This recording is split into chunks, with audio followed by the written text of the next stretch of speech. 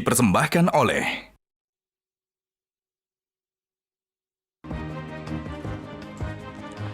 Pemirsa, pemerintah memberikan izin usaha pertambangan khusus kepada organisasi masyarakat berbasis keagamaan. Pemerintah berdalih IUPK diberikan agar ormas keagamaan memiliki kemandirian secara ekonomi. Keputusan ini sontak menuai polemik di masyarakat dari sekian banyak ormas keagamaan baru Nadatul Ulama yang tegas menyambut positif peraturan pemerintah nomor 25 tahun 2024 ini. Sementara beberapa ormas keagamaan lain mengaku tidak punya kompetensi profesional untuk mengelola tambang. Benarkah izin tambang yang diberikan pemerintah adalah wujud politik balas budi? Apakah akan lebih banyak manfaat atau mudorot dari kebijakan ini? Inilah kontroversi selengkapnya hadiah tambang buat ormas agama. Bersama saya Zilvia Iskandar.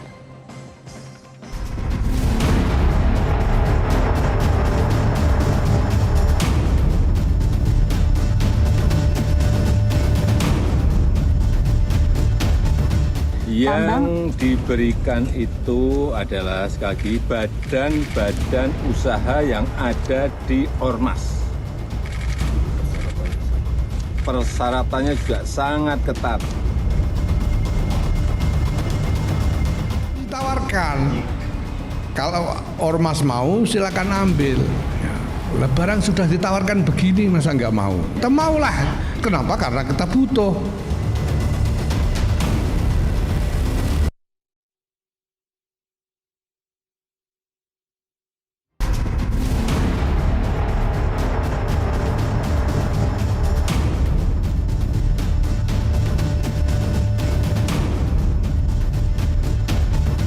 Yang diberikan itu adalah sekali lagi badan-badan usaha yang ada di ormas.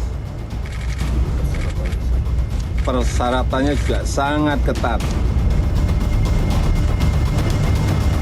Ditawarkan, kalau ormas mau silakan ambil. Ya, barang sudah ditawarkan begini masa nggak mau? Kita maulah. Kenapa? Karena kita butuh.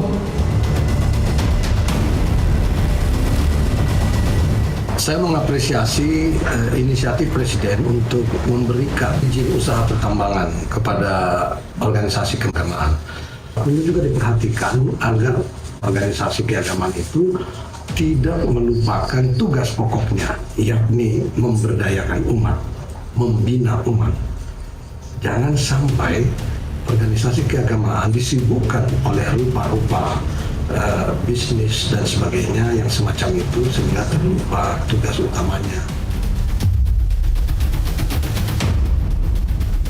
Muhammadiyah tentu sekali lagi kami sampaikan belum menerima tawaran resmi dari pemerintah. Seandainya nanti diberikan kesempatan untuk memiliki izin usaha pertambangan itu, kami akan mengkaji secara seksama.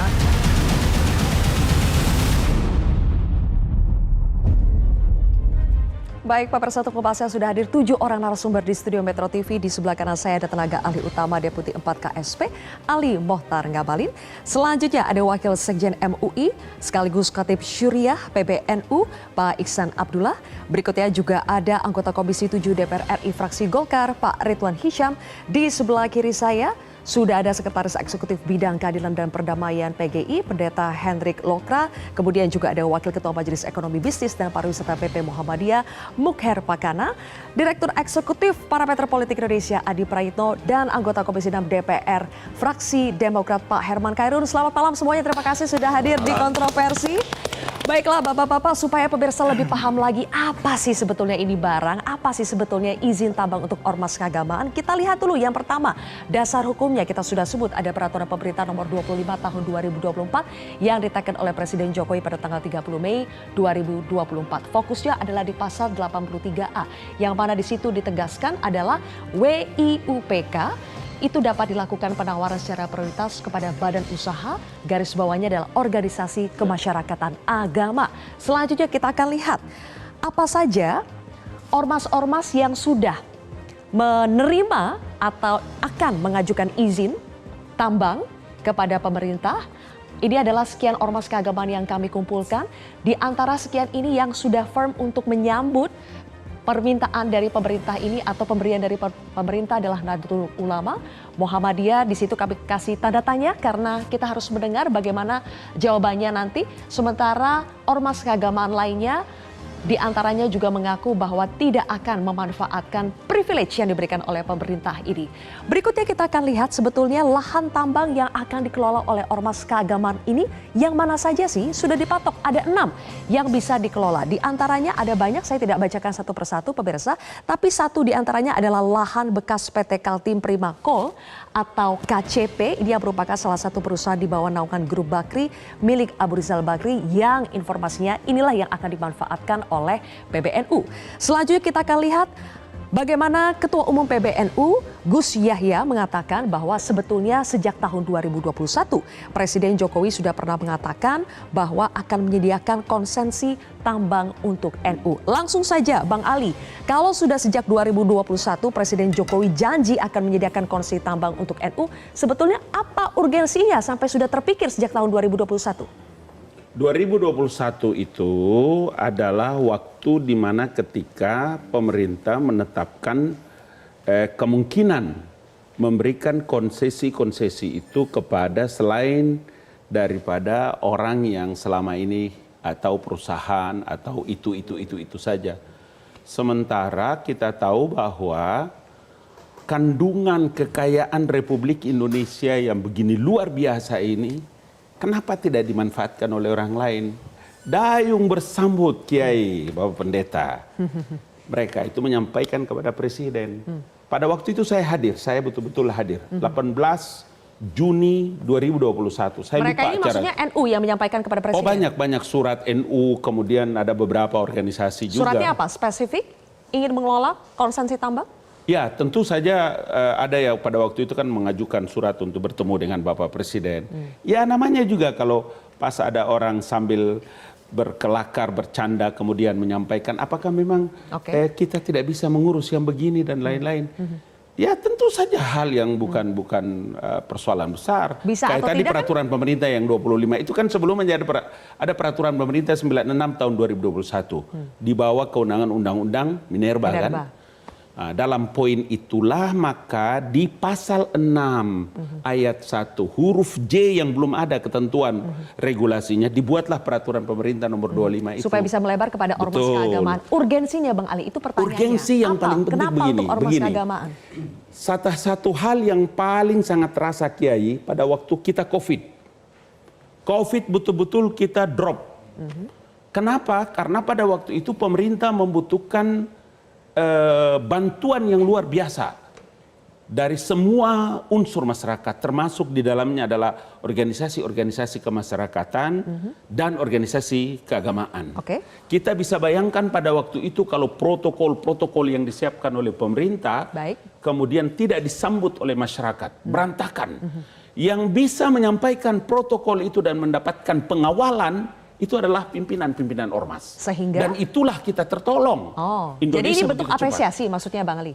Mau dalam bentuk apresiasi atau dayung bersambut yang tadi Abang bilang, Adindaku Silvia. Ya, dayung bersambut untuk apa? Untuk memberikan harta kekayaan besar Karena Republik dayung ini. bersambut saya coba tanya ke Pak Iksan. Pak Iksan, memangnya kenapa NU membutuhkan izin untuk mengelola tambang ini? Kepentingannya buat NU apa sih? Ya kalau soal membutuhkan, Ketua Umum kita kan sudah jelas ya bahwa memang NU mengelola umat yang sebegitu besar itu kan perlu daya dukung, diantaranya pendanaan. Tapi itu bukan satu-satunya toh. Nah saya kira ini persoalannya kan pemerintah ini kan sudah punya goodwill yang baik ya, menawarkan. Jadi sebenarnya sih kan pilihan kepada ormas keagamaan diterima atau tidak kan begitu. Jadi sebenarnya nggak usah juga jadi jadi polemik lah saya kira ya. Yang nerima ya silakan, yang tidak ya nggak apa-apa. Seperti disampaikan oleh Ketua Umum kita tadi, itu kan sebuah pilihan. Dan bagi NU ini adalah satu kesempatan yang diberikan oleh pemerintah. Kenapa kita tidak manfaatkan? Kalau pemain-pemain lama juga dulu belajar dan diberi kesempatan.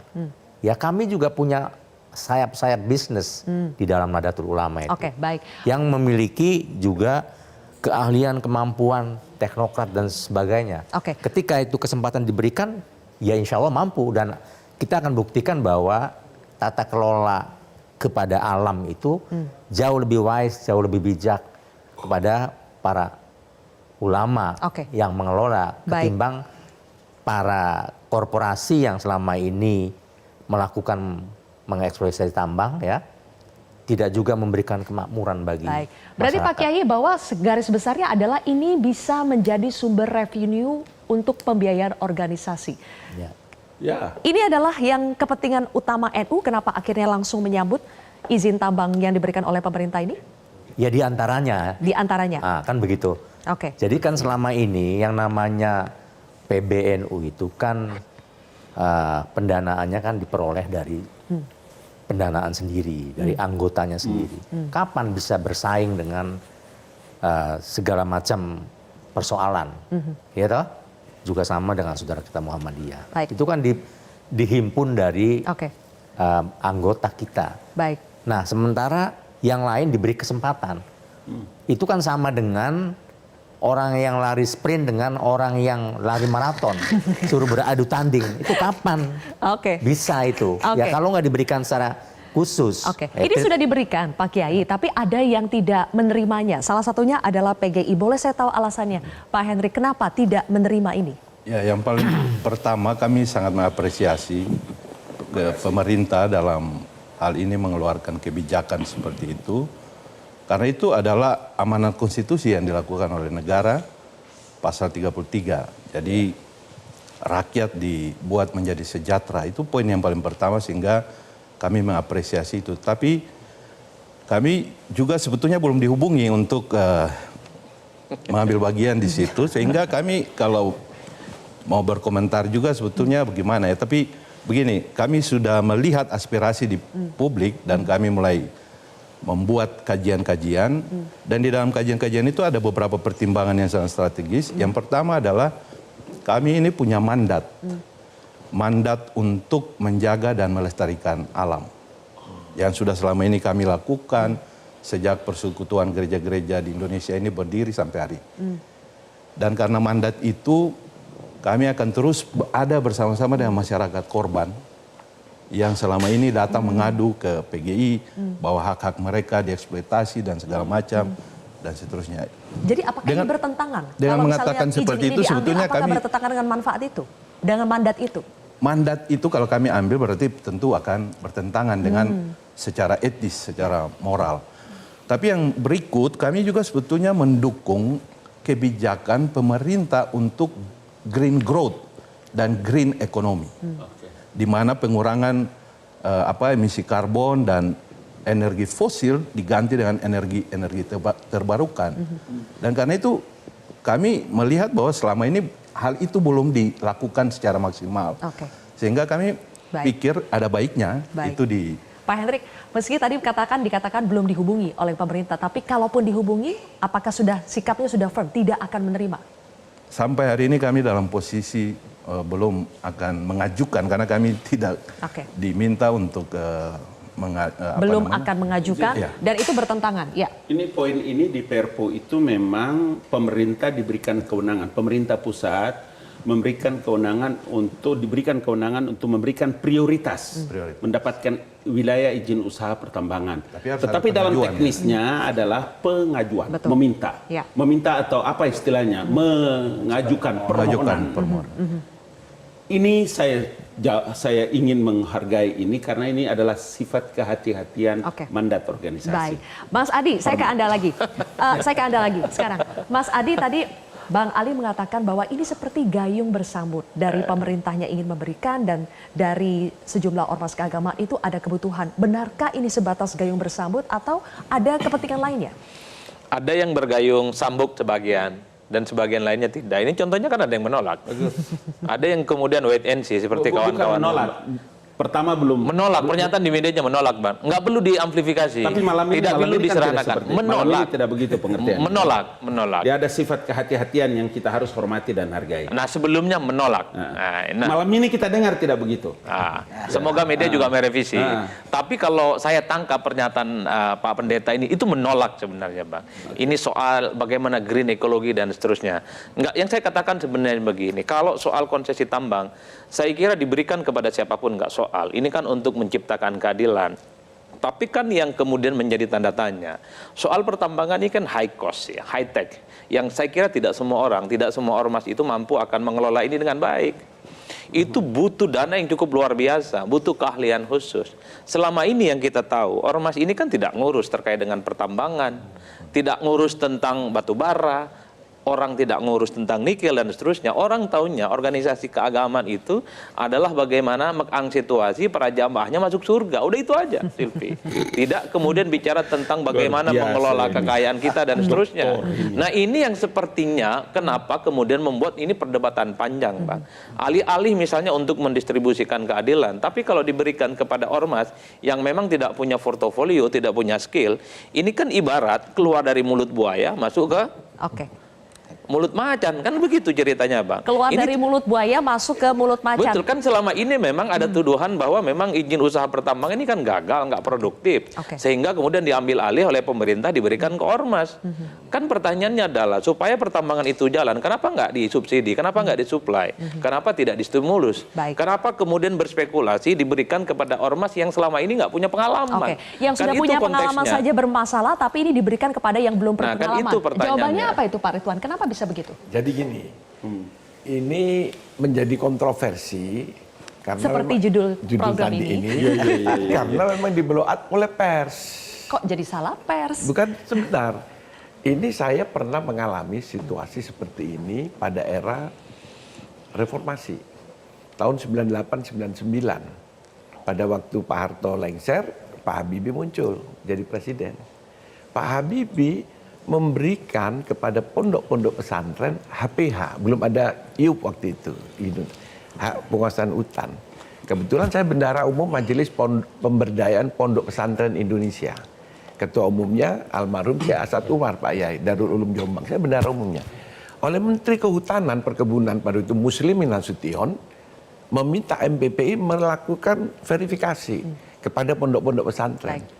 Nah, kita kasih. Tidak ada masalah, tidak ada ribut. Sudah pernah dilakukan berarti sudah pernah dilakukan oleh Pak Habibie pada zaman Habibie. Kenapa waktu itu dilakukan? Karena tadi seperti Pak Kiai kita ini dari KSP mengatakan situasi waktu sekarang ini kan COVID.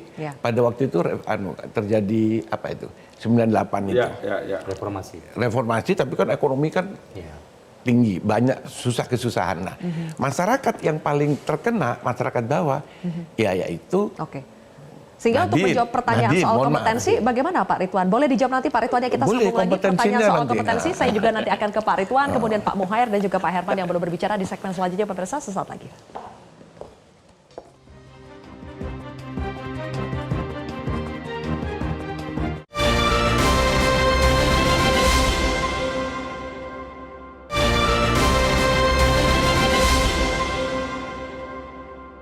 Dipersembahkan oleh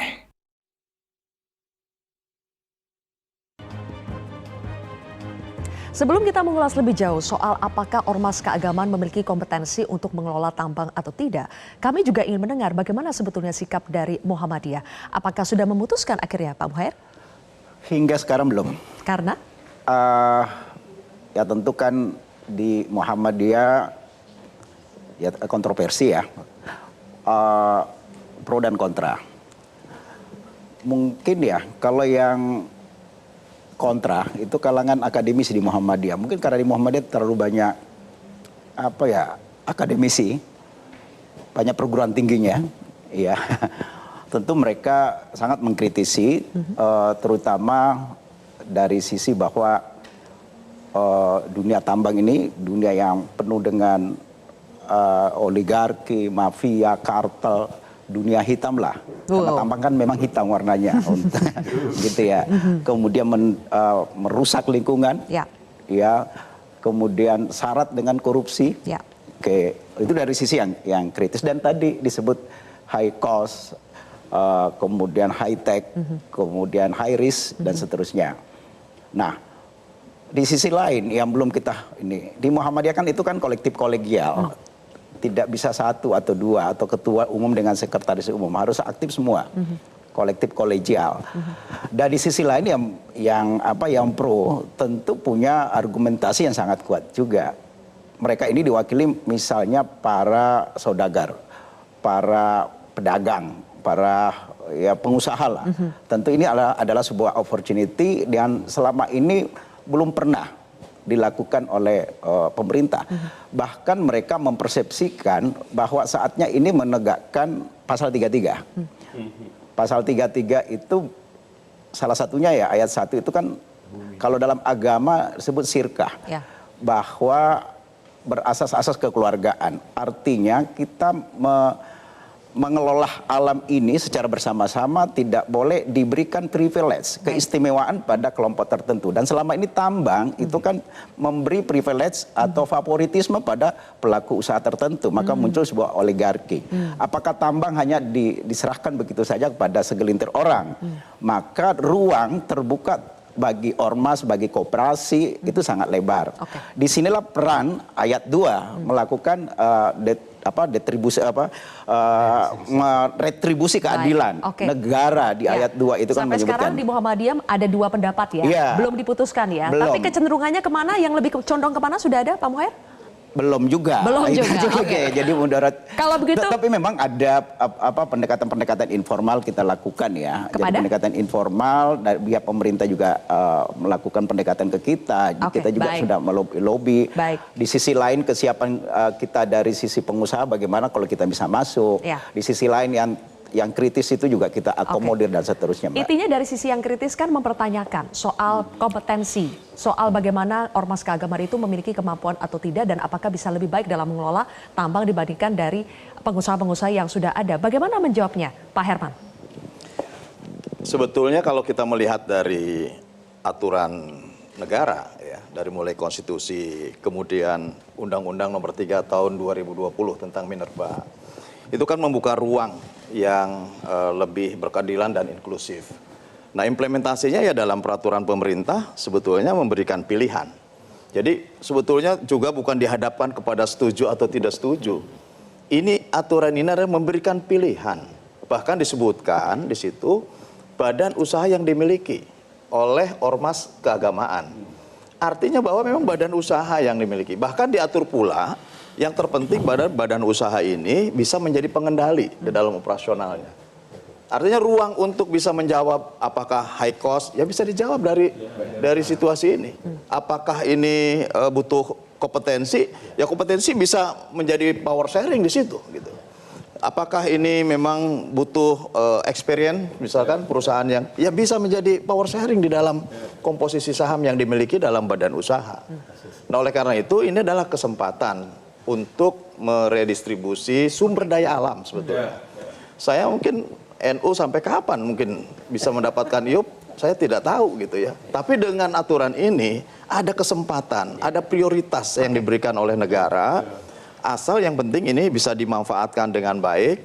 Bisa juga memenuhi best practice yang ini menjadi aturan-aturan di dalam sektor pertambangan, kemudian juga bisa dimanfaatkan untuk kesejahteraan umat. Ada kesempatan. Menurut saya lebih mendasar. Ada pertanyaan dari Pak Pendeta. Pertanyaannya, ini kesempatan atau satu-satunya kesempatan? Itu yang penting. Penting untuk kita jelaskan, jangan sampai ini dikurung di dalam sebuah paradigma seolah-olah kita nggak punya kesempatan lain lagi. Tidak ada skema lain lagi untuk kerjasama, padahal organisasi-organisasi keagamaan ini melakukan tanggung jawabnya untuk pelayanan basis, Bang Ali. Pendidikan, kesehatan, Muhammadiyah apalagi banyak sekali. Tanggung jawab mereka dalam melakukan. Ini skopnya begini, payung, umbrellanya begini. Ini ada Undang-Undang Minerba. Turunannya itu ada peraturan pemerintah. Peraturan pemerintah tahun 96 tahun 2021. Tidak ada ruang. Tetapi yang tadi saya sebutkan itu ada Tuan Pendeta yang kakak hormat. Itu ada ruang di sana tentang pasal 6 ayat 1 huruf J. pemerintah memiliki kewenangan, pemerintah pusat untuk memberikan hak prioritas.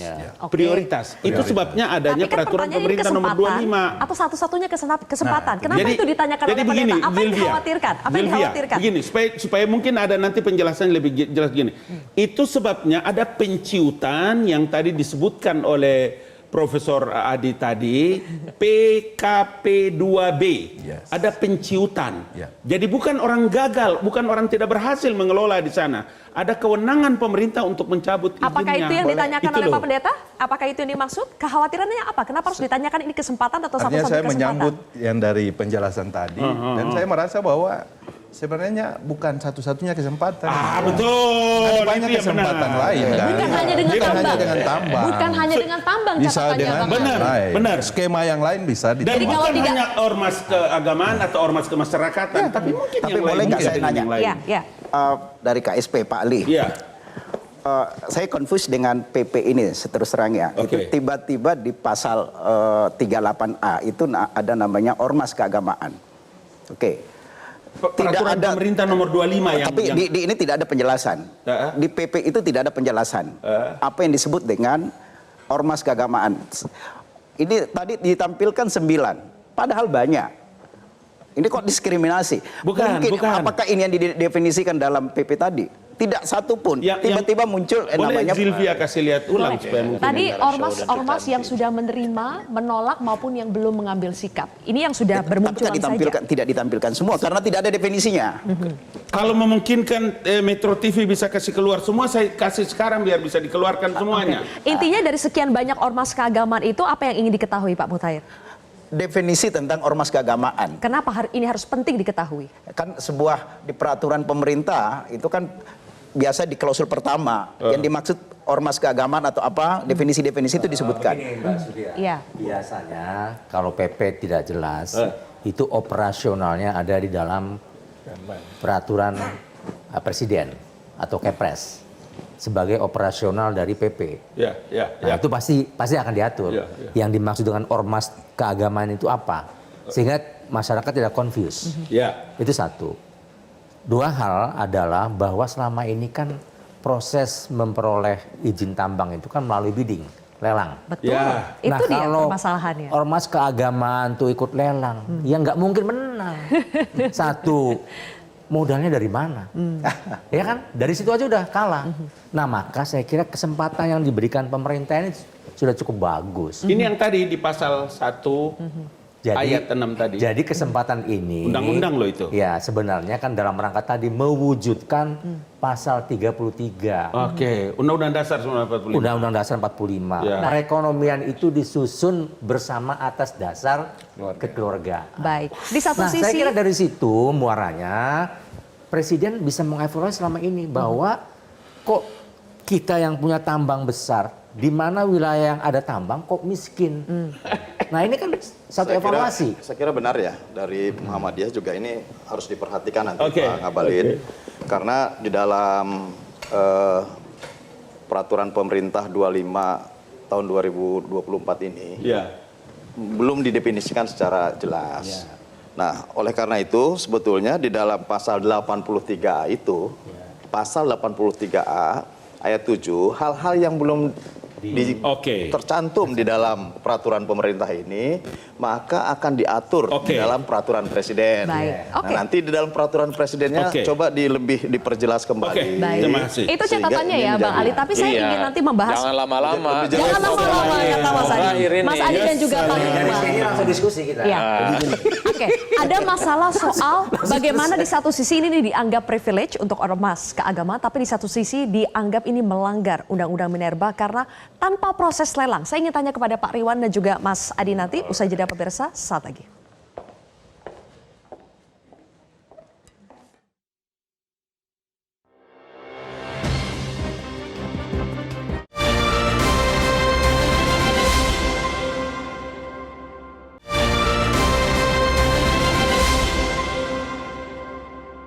Dipersembahkan oleh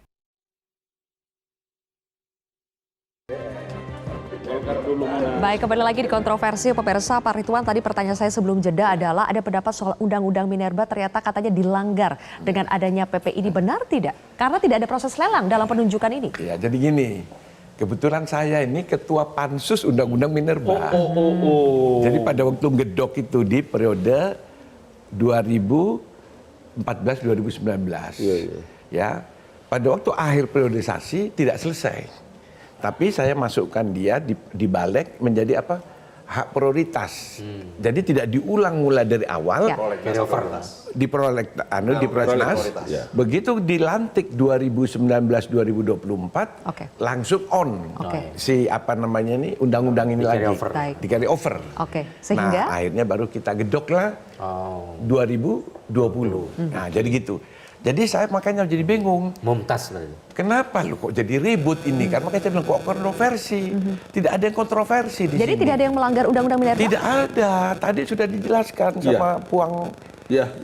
Undang-Undang nomor Minerba pasalnya. Bahwa pemerintah ini punya hak, punya kewenangan, kewenangan untuk mengatur. Satu. Mengatur kepada siapa itu diberikan? Nanti diatur dalam peraturan pemerintah nomor 25. Itu ya satu. Jadi kita di DPR ini kan membuat undang-undang.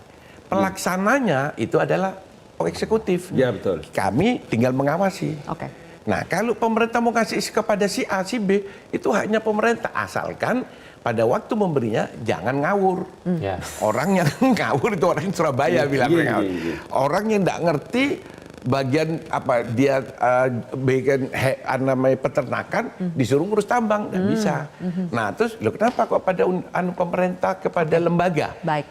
Pemerintah apa namanya? Itu kan disebutkan badan usaha yang dimiliki oleh ormas keagamaan.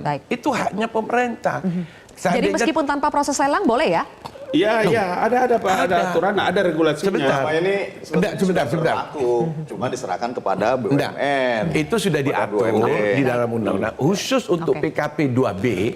Jadi undang-undang Minerba itu banyak, bukan PKP 2B saja, semua masalah batu bara, masalah. Pemerintah berhak asal yang ditunjuk itu tidak ngawur begitu ya. Nah, Mas Adi, bagaimana kita bisa yakin yang ditunjuk ini tidak ngawur? Tidak ngawur. Gimana, Mas Adi? Kan kalau mau jujur sebenarnya kan selama ini kan soal pertambangan ini kan dikuasai oleh oligarki ekonomi tertentu. Itu nggak bisa dibantah. Bahwa ada harapan besar ormas-ormas atau kelompok apapun yang punya resource untuk mengelola itu, dalam konteks itulah sebenarnya ini layak diapresiasi. Tapi kan problemnya tidak semua ormas, tidak semua orang, tidak semua organisasi mampu kelola ini. Jadi butuh ekspertis yang sebenarnya tidak main-main. Yang dibayangkan oleh publik selama ini, ormas ini kan urusannya surga dan neraka, Zilfi. Scholar-scholarnya itu adalah scholar agama, tafsir hadis, juragan fikih, dia akhlak yang dipelajari. Tidak pernah misalnya yang dipelajari itu adalah soal mining, energi, pertambangan, dan seterusnya. Bagaimana mungkin orang yang lulusan tafsir hadis misalnya, yang alumni-alumni sekolah agama itu kemudian ngurus pertambangan? Nggak nyambung. Efeknya apa? Dikhawatirkan izin usaha pertambangan itu memang betul dimiliki oleh ormas keagamaan, tapi kemudian disewakan kepada yang lain, kontraktor-kontraktor profesional yang mampu mengelola itu. Artinya apa? Ormas ini hanya sebatas pihak pertama, tapi soal operasionalnya itu diberikan kepada yang lain. Inilah yang kemudian saya sebutkan. Ini ibaratnya ya hilang dari satu tempat yang memang tidak dikelola dengan baik, dipindahkan ke tempat yang sebenarnya tidak ada harapan. Kalau pemikiran lama, pemikiran baru. Memang pemikiran lama. Ini anak-anak kita dulu, orang-orang tua kita dulu. Jadi anak-anak kita sekarang jago-jago. Teknokrat, ahli pertambangan segala macam. Kami ini Pak, ini pemikiran lama. Karena definisi ormas keagamaan ini agak belum belum jelas, clear. Sehingga tadi agak pejoratif terhadap ormas keagamaan oleh Pak Adi. Bukan pejoratif, faktanya begitu, Pak. Oh enggak, kami punya studi-studi tambang, program studi, fakultas teknik, fakultas banyak sekali. Sekolah Muhammadiyah. Iya, sekolah-sekolah Muhammadiyah. Untuk pertambangan kami punya 7 prodi, kajiannya dalam, tidak semata tafsir hadis. Sekarang, itu pejoratif sekali. Itu zaman masalah lalu. Artinya terbantahkan ini. Iya, kami juga pengusaha. Kami juga pengusaha. Memang ketika masuk ke lelang, ketika konteks tadi ke mekanisme pasar, memang perlu proteksi. Tetapi kalau misalnya dipejoratifkan makna organisasi keagamaan bahwa hanya ngurus surga neraka, tafsir hadis, itu bahaya. Sorry begini Bang. Kalau kita bisa cek lah sekolah-sekolah keagamaan kita, ahli di bidang apa? Agama, sosial, kebudayaan. Yang pertambangan nggak ada hari ini. Itu harus clear. Jadi itu harus clear. keagamaan Apalagi soal pertambangan ini bukan soal teoretik, dia punya pengalaman, punya core bisnis, punya kompetensi. Itu yang saya sebutkan. Kenapa kawan-kawan yang menolak Adi itu? Prayitno, profesor, masuk di Al-Qasas 77. Wa batagi fi ma atakallahu daral akhirah wa la tansa nasibaka Apa itu, minad Bang? dunya. Memang betul neraka, surga, pintu masuk sana. Tapi kata Al-Quran, Alkitab bilang, tapi jangan kamu lupa dalam urusan mineral dan pertambangan. Kalau itu paham Bang. Mungkin terlalu Dan skeptis gini, juga ya. ini pendapat lama, mohon maaf ya, Pak Adi ya. Sekarang ini sudah zamannya digital. Apakah perusahaan-perusahaan besar itu dia ngurus langsung? Enggak juga. Mereka hire juga. Saya ini pengusaha properti, Pak. Saya dapat SPK 8.000 rumah, bangun rumah di Gresik. Kontraktor yang saya kerjakan, apa saya yang kerjakan? Tidak mungkin. Kita punya subkon, kita punya konsultan, punya apa? Nah, perusahaan itu, Pak. Jadi intinya perdebatan kita ingin menjawab bahwa ormas keagamaan juga punya kompetensi punya untuk mengelola tambang. Dia bisa meng-hire. Tapi sepertinya Regulasi bilang dalam regulasi yang disebutkan Bapak Presiden tadi itu adalah organisasi-organisasi yang punya badan otonom, badan usaha. Baik, nanti Itu akan pasti diberikan ke badan usaha. Sebetulnya kita jangan berbicara persoalan tadi, bahwa berbicara persoalan di situ ormas keagamaan. Tapi kan yang disebutkan adalah badan usaha, organisasi masyarakat keagamaan. Bahkan pasal-pasal selanjutnya menyebutkan, investasi baru. Itu Jadi bisa dikelola, dikerjasamakan dengan yang lain. Itu regulasi yang terpenting badan usaha milik keagamaan ini sebagai pengendali dalam ini bisa dikelola oleh badan usaha. PKB 2B itu cuma bisa 7. dikerjasamakan. Padahal ada peluang usaha lagi dan itu bisa untuk lembaga-lembaga yang lain. Baik. Ada 2.000 izin usaha pertambangan yang dicabut oleh Menteri Investasi. Baik. Intinya ada peluang Saudaraku usaha, Bahlil. ada peluang usaha. Itu 2.000 Tapi usaha kenapa, yang lagi apakah alasan-alasan ini saya Kenapa berikan kita kesempatan ribut kepada cuma Pak yang Pendeta 6 ya? ini gitu? Pak Henry, kenapa alasan-alasan tadi yang sudah disebutkan Pokoknya saya tidak dukung, cukup, Adik Pendeta, tidak saya cukup dukung. untuk membuat PGI ingin menyambut izin yang diberikan oleh pemerintah ini? Ada 2.000 lagi Pak. Karena izin dari itu. tadi kita bicara teknis, undang-undang, kita tidak bicara tentang filosofinya. Kalau filosofinya Bang Ali, ya, tunjukkan kepada saya berapa perusahaan tambang yang komitmen terhadap lingkungan. Kita butuh success story terkait dengan itu. Industri ekstraktif dalam pengelolaan tambang di Indonesia, berapa yang sudah punya komitmen dan memperbaiki lingkungan? Saya jawab dalam peraturan, tentu saya jawab dalam peraturan. Semua orang yang memiliki wilayah izin usaha pertambangan itu, dia harus memiliki satu kredibilitas utama dalam regulasi. Itu Aturannya itu yang disebut, begitu. Iya. Tapi yang ditanya angka, Bang. Oh, bukan. Berapa? Tunjukkan kepada kami. Kalau bicara tentang angka, maka kita bisa tunjukkan mulai dari Freeport sampai dengan Tari Mineral dan lain-lain itu. Kenapa? Karena perusahaan itu tidak mungkin berjalan, Yang Mulia, kalau dia tidak punya AMDAL. Satu AMDAL dan dia memiliki pertanggungjawaban, ada fakta integritas dengan pemerintah, kau akan bisa mengelola setelah kau gali lubang-lubang ini, harus kau bagaimana pikirkan. Tapi buktinya yang dilihat apa? Ada 1.700 lubang di Kalimantan yang tidak ditutupi. Tapi poin saya sebetulnya adalah bahwa sebenarnya kami ingin memberi apresiasi kepada perusahaan tambang yang profesional dalam komitmen pelestarian alam. Dan itu banyak. Dan itu banyak. Nah itu kami tidak punya data, tidak punya informasi terkait berapa yang sudah. Sama seperti 100 Mungkin berapa harus lubang disebut tadi itu. banyaknya itu berapa supaya lebih Pendeta teryakinkan, gini, Bang Ali. Pak Pendeta itu nanya. Saya ingin mengatakan Best practice. Kelompok profesional. Iya, success story. Iya, Pak Pendeta. Success Beliau story. nanya success Supaya story, lebih best practice teryakinkan, kan? yang pro lingkungan. Karena sampai saat ini belum teryakinkan, Bang Ali. Iya, memang masalahnya di situ. Memang masalahnya di situ karena sampai hari ini data terhadap perusahaan-perusahaan minerba itu terhadap success story yang tadi dibilang oleh pendeta itu. Tetapi bahwa persyaratan untuk setiap perusahaan itu dapat izin usaha pertambangan itu persyaratannya. Makanya kenapa selalu dibilang kalau ormas-ormas keagamaan ini kontrolnya ada. Dia berhak ketua umum mengangkat dan memberhentikan semua ketua-ketua badan otonom. Dia berhak mengangkat dan memberhentikan semua badan-badan usaha organisasi itu. Kalau sebentar dia melanggar terhadap fakta integritas dengan negara. Itu loh. Saya dua hal, Silvi. Catatan tambang konflik dengan masyarakat adat itu kan banyak. Jatam lah. Salah satunya yang sering didistribusikan. Itu kan fakta-fakta memang dalam banyak hal soal pertambangan itu memang tidak terlampau ramah terhadap lingkungan dan masyarakat adat. Kita tidak bisa menutupi itu. Nah, yang paling penting sih sebenarnya bagi saya adalah soal pertambangan itu. Kenapa sih undang-undangnya harus pakai ormas? Kenapa tidak organisasi sosial manapun? Itu bukan undang-undang, peraturan pemerintah maksud saya. Peraturan. Kenapa harus pakai istilah ormas? Kenapa tidak disebut kepada siapapun yang memiliki badan usaha? Itu kan saya kira lebih general. Kenapa disebut? Sudah ada. Nah, itu tidak umum. Ini kan khusus. Nah, ini maksud saya. Artinya yang dinilai punya jasa, Bang. Peraturan, yang dinilai punya jasa boleh mengajukan, tapi lewat lelang. Kalau itu iya, ini yang dianggap punya jasa khusus terkait dengan negara dan bangsa ini hanya ormas, yang tidak ormas tidak. Itu kan diskriminatif juga. Hilangkan aja kata ormasnya, tapi diberikan kepada siapapun anak bangsa yang juga punya tekad untuk menggembongkan ekonomi mereka. Kalau ini kan ada privilege bahwa ormas lah yang kemudian seakan-akan berjasa untuk bangsa dan negara ini. Jadi selama ini memang kan seperti itu permainannya, dibuka untuk semua dan masuk melalui proses perusahaan, badan usaha. Yang seperti ini kejadiannya atau empiris faktanya seperti ini. Ini merusak lingkungan lah segala macam.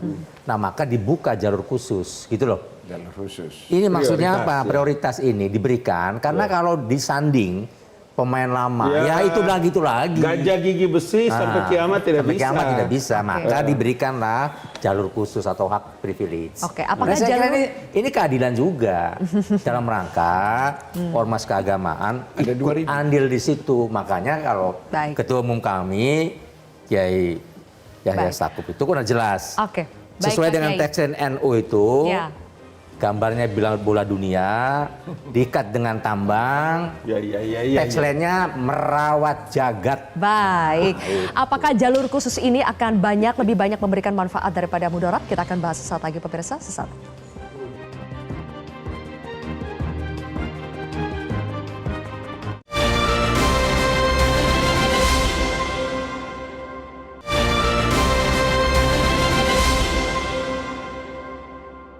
Dipersembahkan oleh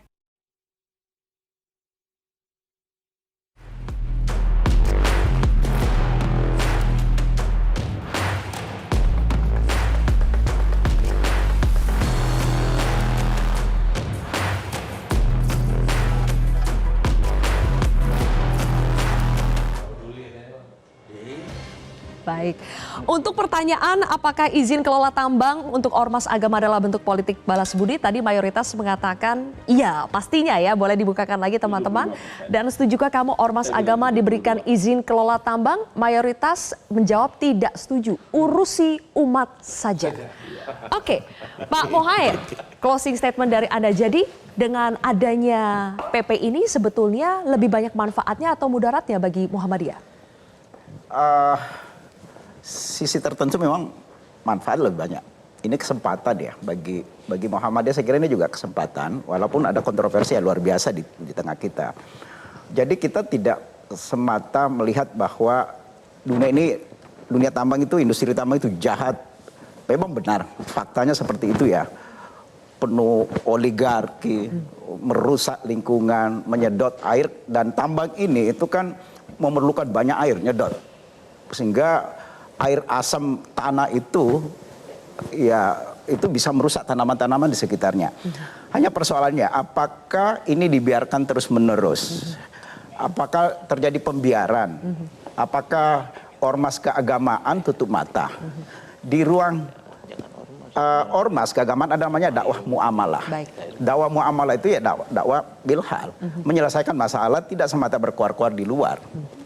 Itu dalam konteks kalau kita misalnya mau masuk ke dalam pendekatan maslahat, kemanfaatan. Oke, baik. Kita tahu Pak Kiai selama ini ada banyak masalah yang terkait dengan tambang ini, warga sekitar yang yang merasakan dampaknya. Bagaimana nanti pengelolaan oleh Badan Usaha NU akan lebih baik dari yang sudah ada? Ya, jadi di NU itu kan ada juga sayap-sayap organisasi yang memang di bidang ekonomi keumatan. Nah, ini kesempatan dakwah juga bagi NU yang selama ini kan jadi penonton nih. Nah, dakwahnya apa? Adalah tadi untuk sustainable development, agar pemanfaatan lingkungan dan pemanfaatan kekayaan alam ini untuk kebaikan umat atau kemaslahatan umat. Yang selama ini kami dalam membangun keumatan ini kan juga membutuhkan berbagai macam pendanaan. Baik. Nah, jadi saya kira dukungan-dukungan dari sektor pertambangan yang diberikan ini ya otomatis kami akan sambut dengan baik.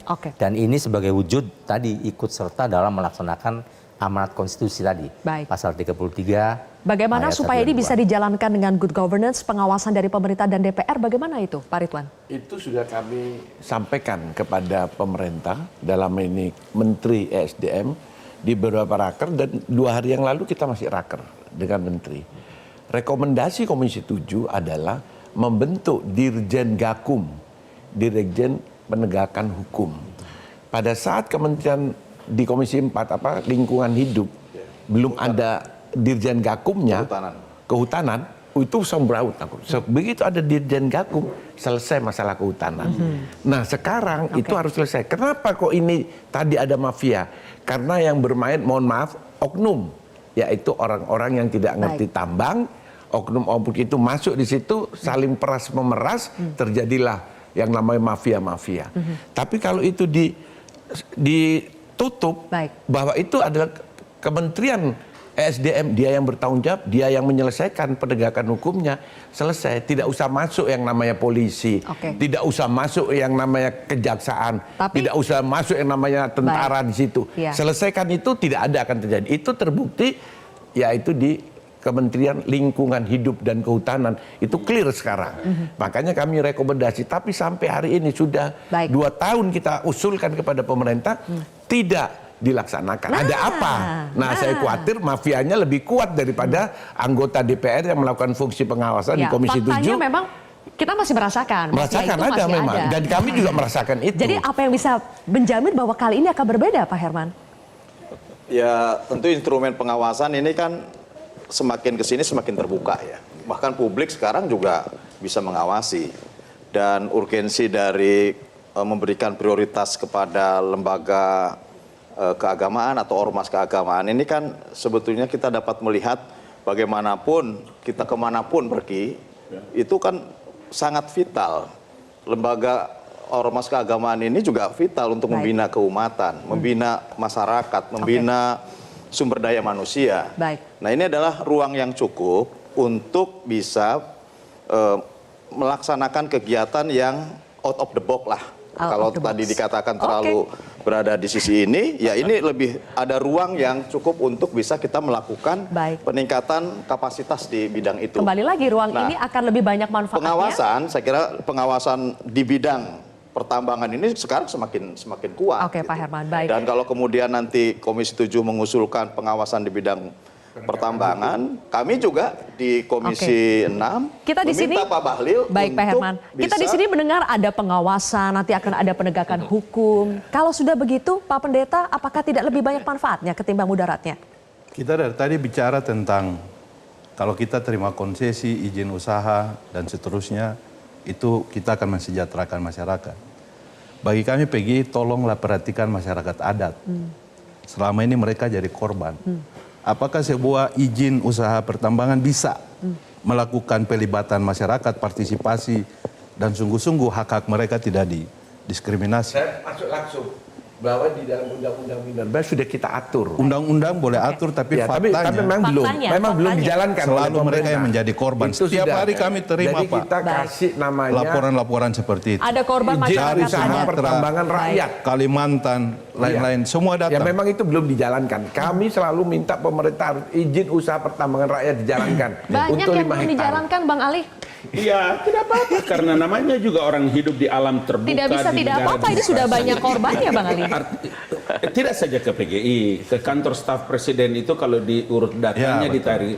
Kami tahu. Tapi kan jangan juga karena 10 tahun Presiden Joko Widodo datang kemudian mau membersihkan ini semua semraut yang selama ini terjadi. Please, tolong. Artinya bahwa dalam sepanjang sejarah Republik Indonesia baru nanti pada periode Presiden Joko Widodo kebijakan-kebijakan seperti ini terjadi yang bisa dirasakan pro kontranya is okay. Tapi nanti orang akan menilai manfaat tidak. Tadi Yang Zilvia akan- mengatakan manfaat dan mudaratnya. Mudaratnya. 5-10 tahun akan datang. Yang akan merasakan nanti di pemerintahan Prabowo Gibran, kita masih akan tunggu lama nih Mas Adi, manfaatnya. Pasti lama lah, karena kan bicara tentang pertambangan itu nggak bisa simsalabim, butuh proses yang cukup panjang. Tapi saya ingin komentar 2 hal, Hilvi. Pertama, soal izin pertambangan ini tentu dilematis. Ini kan sebenarnya satu sisi memberikan kemudahan kepada sektor-sektor lain di luar oligarki yang selama ini berkuasa, yang menguasai pertambangan, kepada siapapun untuk mengelola ini. Terutama yang disebut dengan prioritas ormas itu ya. Tapi pada saat yang bersamaan, dia khawatirkan umat bahwa yang selama ini memang harus difikirkan bagaimana moralitas mereka, akhirat mereka, ini justru jauh lebih sibuk bicara tentang ekonomi dan bisnisnya ketimbang ngurus umat. Khawatirnya di situ. Nah, yang kedua, saya kira definisi ormas yang prioritas itu harus direvisi, Bang, kalau bisa, Bang. Mumpung ada waktu 6 bulan lah.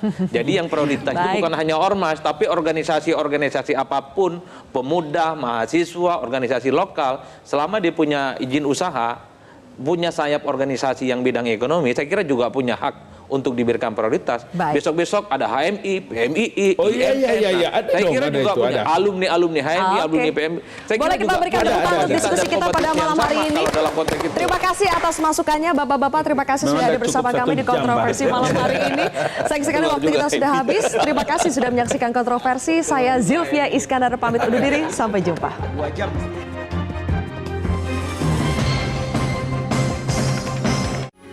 Metro TV.